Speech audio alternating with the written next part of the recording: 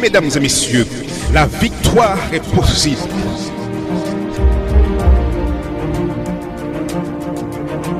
Ne perdez pas espoir.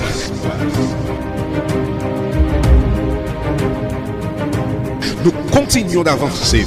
La vie vous met à genoux, mais refusez de rester au sol. Il est vivant. Il est vivant. Il est vivant.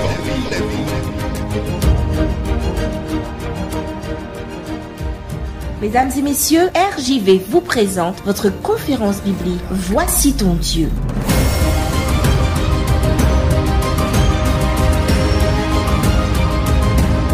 Il est vivant.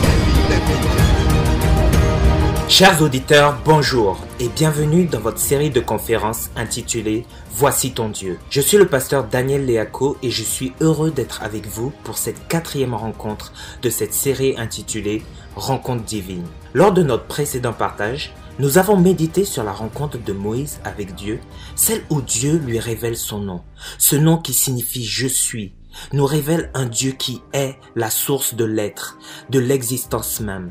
Un Dieu qui est, qui était et qui existera pour l'éternité. Le nom que Dieu révéla à Moïse est transcrit par 4 lettres YHWH, dont la prononciation fut perdue au fil des ans. Les tentatives de vocalisation de ce nom ont donné Jéhovah ou Yahweh ou Yahvé. Nous avons vu cependant que dans le Nouveau Testament, le nom qui est invoqué sur le peuple de Dieu, le nom qui a autorité sur les esprits impurs, le seul et unique nom par lequel nous devons être sauvés, c'est Jésus. Aujourd'hui, la rencontre divine que je souhaite partager avec vous est celle d'Élie avec Dieu, celle où Dieu passe lui-même devant Élie. Avant de continuer ce partage, je vous invite à prier avec moi afin que l'Esprit nous guide dans toute la vérité. Prions. Notre Père qui es aux cieux, que ton nom soit sanctifié, que le nom de ton Fils Jésus soit reconnu pour sacré. Seigneur, ouvre nos cœurs et notre intelligence afin que nous découvrions un peu plus qui tu es au travers de ta sainte parole. Père, remplis-nous de l'Esprit Saint afin qu'il nous conduise selon ta promesse dans toute la vérité. C'est au nom de Jésus que nous te prions. Amen. Élie était un prophète d'Israël qui habitait dans la région de Galaad, qui correspond aujourd'hui au nord-ouest de la Jordanie. Il vécut au 9e siècle avant Jésus-Christ, à l'époque du roi Achad, alors que le royaume d'Israël était divisé. Nous trouvons son histoire dans le livre de 1 roi, au chapitre 17 et suivant. Le roi Achad s'était fortement éloigné de Dieu.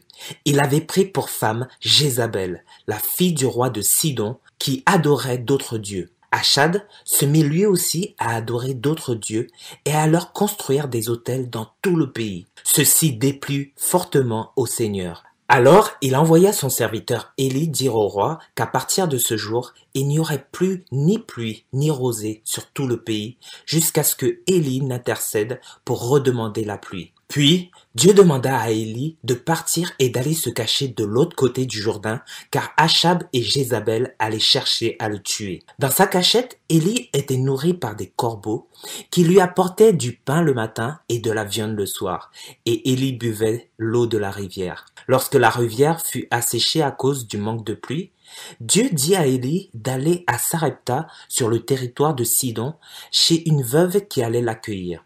Dieu bénit cette veuve, car il multiplia son pain, ou plutôt sa farine et son huile, et il ressuscita son fils par l'intermédiaire du prophète Élie.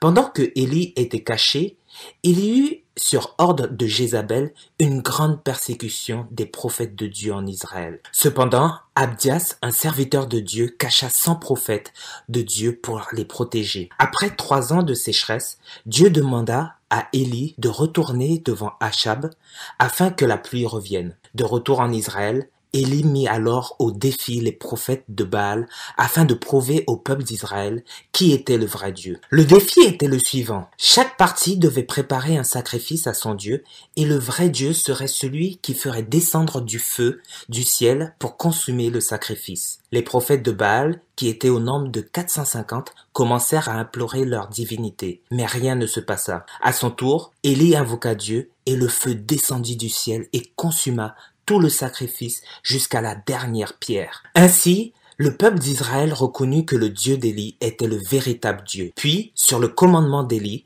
ils saisirent les 400 prophètes de Baal et les tuèrent. Le lendemain, Jézabel, ayant appris ce qu'avait fait Élie, fit le serment de le faire exécuter. Saisi de peur, et sachant que d'autres prophètes de Dieu avaient été exécutés avant lui, Élie s'enfuit dans le désert et se rendit avec l'aide du Seigneur au mont Horeb, le même mont où Moïse avait rencontré Dieu et lui avait demandé son nom. C'est là que Dieu se révélera à Élie d'une manière toute particulière. Nous lisons le récit de cette rencontre dans 1 Roi au chapitre 19 et au verset 9 à 13. Nous lisons « Et là, il entra dans la caverne, et il y passa la nuit. Et voici la parole de l'Éternel lui fut adressée en ces mots. « Que fais-tu ici, Élie ?» Il répondit. « J'ai déployé mon zèle pour l'Éternel, le Dieu des armées, car les enfants d'Israël ont abandonné ton alliance.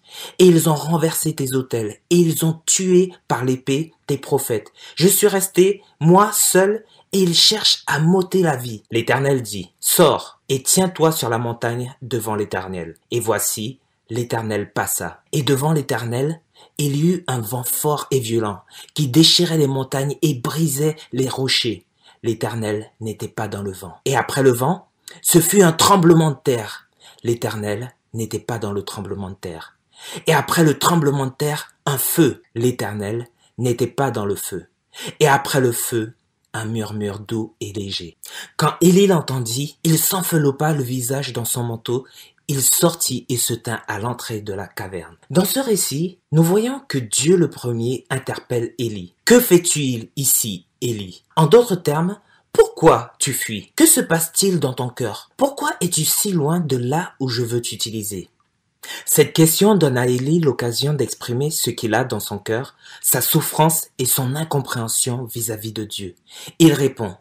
J'ai déployé mon zèle pour l'Éternel, le Dieu des armées, car les enfants d'Israël ont abandonné ton alliance.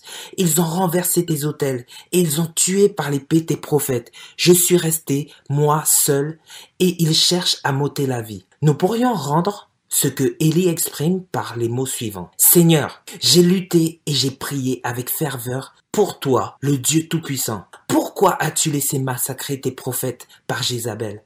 Pourquoi n'as-tu pas agi par ton bras puissant? Pourquoi me laisses-tu moi aussi faire face à cette situation? Je me sens seul et abandonné par toi, Seigneur. Que fais-tu, Seigneur? Cher auditeur, as-tu déjà ressenti la même chose? As-tu déjà vécu une situation dans laquelle tu as posé les questions suivantes à Dieu? Seigneur, toi qui es si puissant, toi qui es tout puissant, pourquoi as-tu laissé faire cela?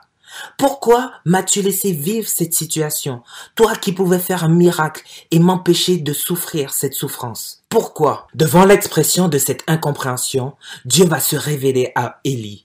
Il va montrer qu'il aurait pu se manifester dans un vent violent. Il aurait pu se manifester dans un tremblement de terre fracassant. Il aurait pu se manifester dans un feu tourbillonnant et destructeur. Mais il a choisi de se manifester dans le murmure et la discrétion. Silencieusement, mais sûrement et puissamment. Il a choisi de protéger 100 prophètes par l'intermédiaire du serviteur Abdias.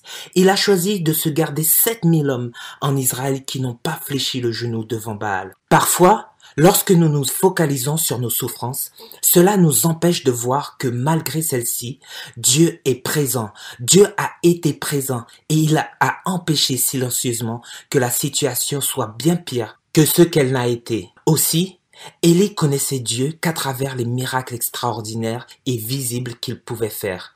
Il avait vu Dieu arrêter la pluie pendant 3 ans, envoyer des corbeaux pour le nourrir, multiplier la farine et l'huile de la veuve de Sarepta et ressusciter son fils mort. Ainsi, lorsqu'il veut prouver au peuple que c'est le Dieu d'Israël qui est le seul vrai Dieu, il faut que le peuple voie quelque chose d'extraordinaire. Il faut qu'il voie le feu descendre du ciel. Dieu va montrer à Élie qu'il peut faire des choses extraordinaires et qu'on peut le reconnaître et le rencontrer au travers des manifestations fracassantes et surnaturelles.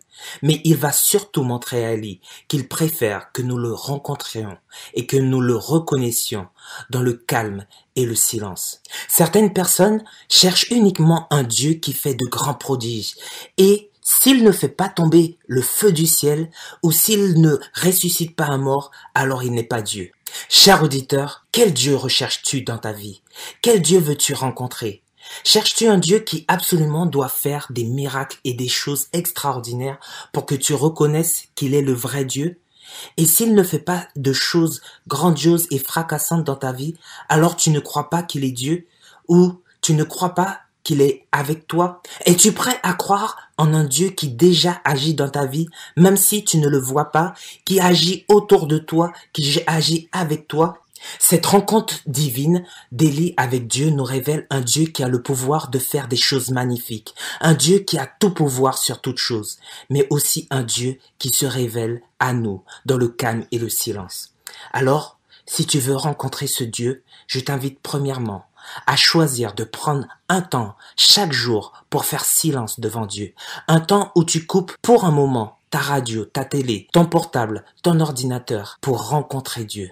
Je t'invite deuxièmement à croire que Dieu peut faire des miracles grandioses et extraordinaires dans ta vie, mais à croire aussi qu'il peut et qu'il agit déjà dans ta vie, dans le silence. Il agit dans ta famille et autour de toi. Enfin, je t'invite à prier avec moi. Prions.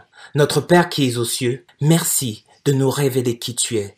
Tu es le Dieu tout-puissant, qui fait des miracles et des actes magnifiques, mais tu es aussi le Dieu qui se révèle dans le murmure doux et léger. Le Dieu qui veut nous rencontrer dans le calme du silence et de la méditation. Nous passons tous par des moments difficiles. Donne-nous de voir ta présence et ton soutien dans nos vies, au milieu même des difficultés. Bénis tous ceux qui écoutent cet enregistrement et donne-nous de nous rappeler que tu veux te révéler à nous dans le calme et le silence. C'est au nom de Jésus-Christ que nous te prions. Amen. Chers auditeurs, que la grâce du Seigneur Jésus, l'amour de Dieu et la communion de l'Esprit Saint soient avec vous tous. Amen.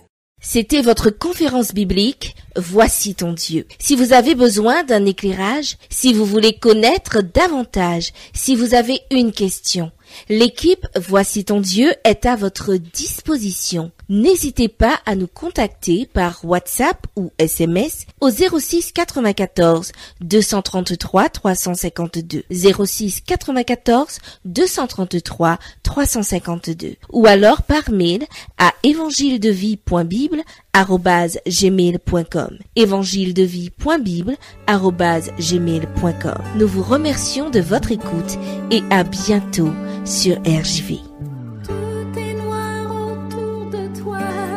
Tu cherches ton chemin, le cœur brisé, déchiré et découragé.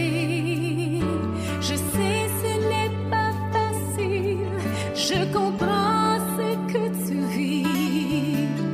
Tu te crois abandonné à combattre une armée.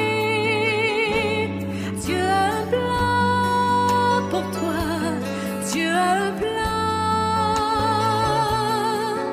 son amour est pur, son cœur est bon, et souviens-toi tout.